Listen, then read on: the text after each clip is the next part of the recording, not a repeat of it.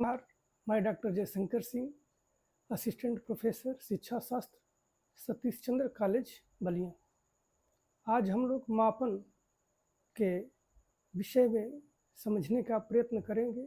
यह परीक्षा के दृष्टिकोण से अत्यंत महत्वपूर्ण टॉपिक है और विभिन्न प्रकार की परीक्षाओं में, चाहे वो नेट का हो या टेट का हो, सी टेट का हो, टीजीटी, पीजीटी, जो भी परीक्षाएं होती है शिक्षण से संबंधित, शिक्षक से संबंधित, सब में प्रायः प्रश्न इससे पूछे जाते हैं। और मापन शिक्षा के दृष्टिकोण से अत्यंत महत्वपूर्ण प्रश्न है, तो हम लोग इसके बारे में जानते हैं। जीवन के प्रत्येक क्षेत्र में मापन एक महत्वपूर्ण कार्य है। सारा जीवन, चाहे जिस कार्य को हम करें, बिना मापन किए संभव नहीं है। अब हम इसके लिए मीटर, लीटर, किलोग्राम, घंटे, मिनट, सेकेंड, वर्ग मीटर, घन लीटर, इस तरह के तमाम इकाइयों का प्रयोग करते हैं जिसमें हमको मात्राओं का बोध होता है।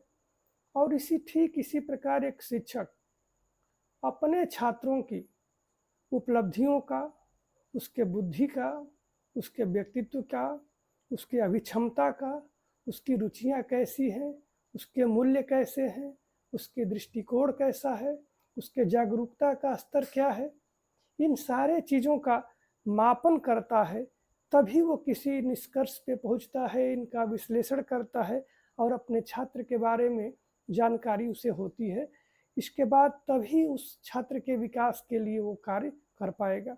तो हम कुछ विद्वानों के द्वारा दी गई परिभाषाओं को देखते हैं कि उन लोगों ने मापन को कैसे परिभाषित किया है। तो टाइटलर कहता है कि मापन किसी नियम के अनुसार अंक आवंटन करने की प्रक्रिया है।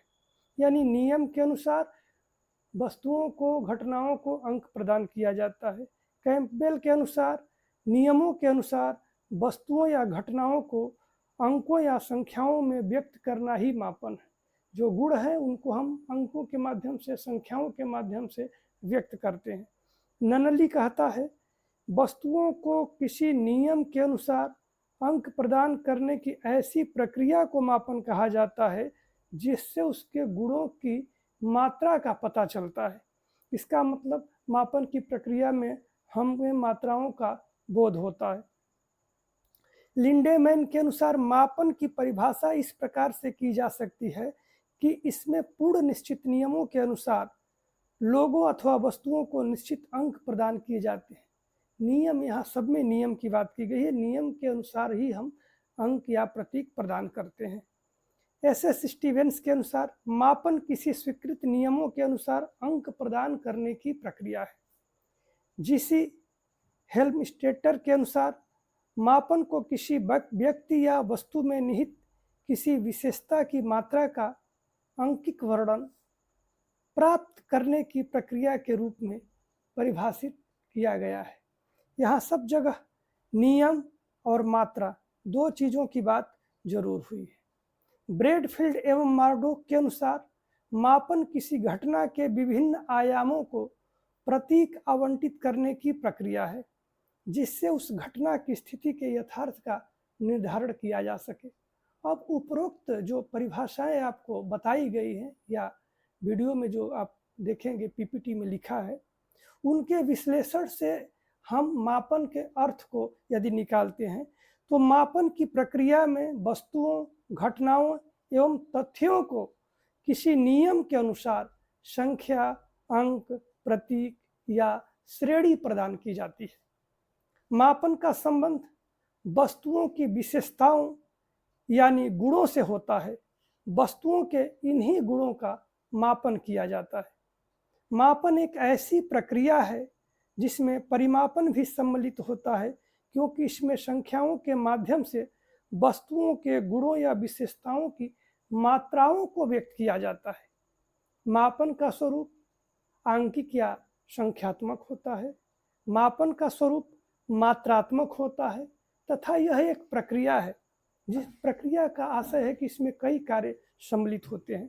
मापन वस्तुओं को श्रेणी प्रदान करता है और शैक्षिक मापन में हम विविध प्रकार के जो हमारे मनोवैज्ञानिक व्यवहारिक या जैविक गुण हैं, इनका मापन करते हैं।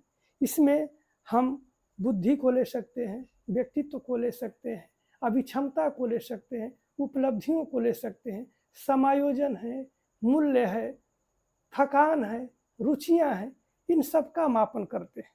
शैक्षिक मापन की कुछ विशेषताएं हैं, उसको जाना जाए तो शैक्षिक मापन में कोई निरपेक्ष बिंदु या जीरो नहीं होता है, शून्य नहीं होता है, और यह किसी कल्पित मानक के सापेक्ष होता है, मतलब सापेक्षिक होता है। हम नहीं कह सकते हैं कि किसी बालक में कोई योग्यता शून्य है या किसी बालक की बुद्धि शून्य है, उसकी अभिक्षमता शून्य है, या किसी फील्ड में उसकी जागरूकता शून्य है, ऐसा नहीं कहा जा सकता है। तो मापन का कोई भी मान निश्चित नहीं होता है, यह प्रत्येक व्यक्ति के लिए अलग अलग होता है, और एक ही व्यक्ति का अलग अलग समयों पर इसमें परिवर्तन संभव है, क्योंकि यह एक विकासात्मक प्रक्रिया है, परिवर्तनशील प्रक्रिया है, और यह समय के साथ इसमें परिवर्तन घटित होते हैं। शिक्षा में मापन की अनंत की दशा बनाए रखता है। हम कभी यह साबित नहीं कर सकते हैं कि हमने छात्र की सभी उपलब्धियों का मापन कर लिया है या छात्र की सभी उपलब्धियां शून्य है। मापन का उपयोग आत्मनिष्ठ मूल्यांकन की अपेक्षा अच्छा होता है, परिशुद्ध होता है, क्योंकि आत्मनिष्ठ मूल्यांकन में अलग अलग व्यक्ति अलग अलग ढंग से संख्या, प्रतीक या विशेषताओं का अंकन कर सकते हैं, जबकि मापन में ये रहता है कि मापन के आधार पर करेंगे तो लगभग समरूपता पाए जाने की संभावना रहेगी। मापन किसी वस्तु का आंशिक वर्णन अत्यधिक शुद्धता के साथ करता है। तो ये चीजें हैं। फिर मापन के तत्व क्या है? मापन में 3 तत्व आते हैं। पहला तत्व है कि 3 चीज रहेंगे तभी मापन संभव है। एक तो विषयी होना चाहिए। विषयी का मतलब सब्जेक्ट, वह व्यक्ति, कोई छात्र जिसके गुणों का मापन किया जाना है, या छात्रों का समूह जिसके गुणों का मापन किया जाना है। दूसरा चीज कि वो हम किस में उसको व्यक्त करेंगे, तो इसके लिए प्रतीक भी होते हैं कि हम जैसे भौतिक मापन में इकाइयां होती हैं, उसी तरह से हम यहाँ पर प्रतीक जिसमें हम गुणों की मात्राओं को व्यक्त करते हैं, तो वो रहेगा। इसके बाद निश्चित नियम, बिना नियम के यदि हम मापन करते हैं तो अलग अलग लोग अलग अलग व्याख्या करेंगे, और यह मापन की पूरी प्रक्रिया त्रुटिपूर्ण हो जाएगी, उसका कोई मतलब नहीं निकलेगा। तो ये रहा शैक्षिक मापन की विशेषताएं और मापन के तत्व। इसके बाद हम मापन के प्रकार पे आते हैं कि मापन कितने प्रकार का होता है। तो पहली बात कि इसमें हम व्यक्तियों के गुणों का मापन जब करते हैं तो गुणों की या तो उपस्थिति दर्शाते हैं या अनुपस्थिति दर्शाते हैं, तो ऐसे मापन को हम कहते हैं गुणात्मक मापन या क्वालिटेटिव मेजरमेंट। तो इसमें हम प्रेजेंस और एब्सेंस को दर्शाते हैं कि ये गुण उसमें है या नहीं है। जब वही मात्रात्मक यानी क्वांटिटेटिव मेजरमेंट जब हम करते हैं तो मात्रा में व्यक्त करते हैं कि कोई गुण या विशेषता कितनी मात्रा में उपस्थित है, या उससे थोड़ा उसका यथार्थता का विवरण हमें मिलता है कि ये थोड़ा उससे और अच्छा मतलब क्वांटिटेटिव हो जाता है, हमें पता चलता है कि कोई गुण कितनी मात्रा में उपस्थित है। इसके बाद प्रत्यक्ष मापन, ऐसे मापन जो दिखाई पड़ता है, जिसका प्रत्यक्ष रूप से हम मापन कर सकते हैं, जैसे व्यक्ति का वजन मापन करना हो, व्यक्ति का लंबाई मापना हो, या भौतिक राशियों के जो मापन होते हैं, ये सब के सब प्रत्यक्ष होते हैं, क्योंकि जिसका हम मापन करते हैं वो हमें दिखता है। इसके बाद अप्रत्यक्ष मापन या अपरोक्ष मापन, इसमें ऐसे गुण जो दिखाई नहीं पड़ते हैं, उनके मापन के लिए हम किसी न किसी माध्यम का प्रयोग करते हैं। तो शैक्षिक मापन में जब हम मापते हैं तो जैसे बुद्धि है, व्यक्तित्व है, रुचि है, संप्राप्ति है, उपलब्धियां हैं, अभिक्षमताएं हैं, इस तरह की चीज़ें दिखती नहीं हैं।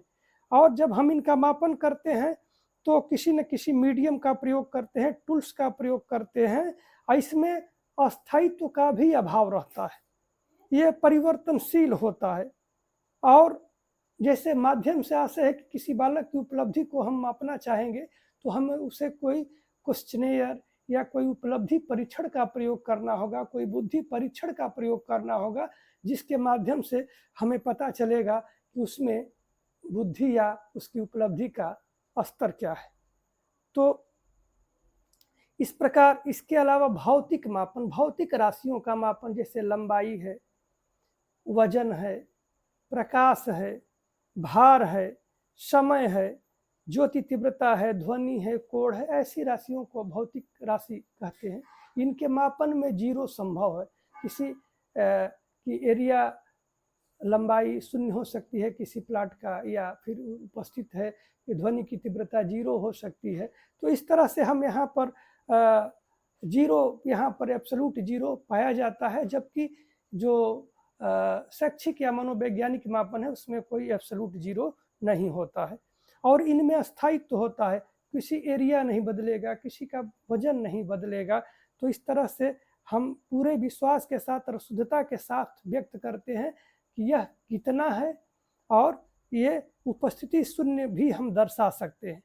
अब शैक्षिक मापन एवं मनोवैज्ञानिक मापन के बारे में थोड़ा हम लोग जानें कि यह व्यवहारिक गुणों का मापन होता है, जैसे व्यक्ति की बुद्धि, व्यक्तित्व, उपलब्धि, रुचि, अभिक्षमता, दृष्टिकोण, समंजन क्षमता आदि चर या गुणों का मापन किया जाता है। चर इस आशय से कहा जा रहा है कि यह परिवर्तनशील है, इनकी मात्रा अलग अलग व्यक्तियों में अलग अलग होती है और एक ही व्यक्ति में अलग अलग समय पे फिर अलग अलग दिखती है। शैक्षिक मापन बहुत ही चैलेंजिंग है तथा बिल्कुल ही टेम्परेरी है, क्योंकि इसके लक्षण दिखाई भी नहीं देते हैं और उद्दीपन अनुक्रिया के स्वरूप हम इसे प्राप्त करते हैं और इसका विश्लेषण करते हैं, और इसमें त्रुटि होने की संभावनाएं भी ज़्यादा है। अब विषयी जो इसका हम मापन करते हैं उसकी मनोदशा कैसी है, उस समय का वातावरणीय दशा कैसी है, इस पर भी यह निर्णय करता है कि वह किस प्रकार अनुक्रिया करेगा, क्योंकि हमें अनुक्रियाओं के आधार पर ही उसके मनोवैज्ञानिक व्यवहार का मापन करना है, मनोवैज्ञानिक गुणों का मापन करना है। अगर वो उसकी इच्छा के प्रतिकूल चीज़ें रही तो वो बिल्कुल जवाब नहीं देगा और हम मापन नहीं कर पाएंगे।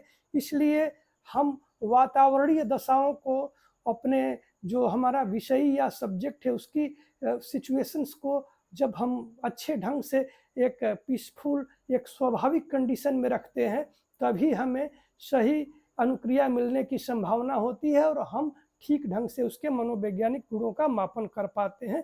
तो यहाँ पर केवल मापन के उपकरण ही नहीं बल्कि हमारा जो सब्जेक्ट है उसका भी बहुत इम्पोर्टेंस है, क्योंकि उसी के माध्यम से, उसके व्यवहारों से ही इन गुणों का मापन किया जाना है। इसके बाद अंत में हम लोग आते हैं कि मापन के उद्देश्य क्या है, और बिना उद्देश्य के हम कोई कार्य नहीं करते हैं। तो मापन के उद्देश्य है, इसका बड़ा महत्व है और इसी में उद्देश्य और महत्व दोनों आप लोगों को पता चलेगा कि शिक्षा का क्षेत्र अत्यंत व्यापक है, इसकी प्रक्रिया अत्यंत जटिल है, विकासात्मक है, चुनौतीपूर्ण है, जो समयानुकूल परिस्थिति जन्य रूप से परिवर्तित होती रहती है। यह एक बड़ा ही कठिन कार्य है। शिक्षा में सफल होने के लिए एक शिक्षक को, एक विद्यार्थी को, एक पॉलिसी बनाने वाले को हर जगह मापन की आवश्यकता पड़ती है।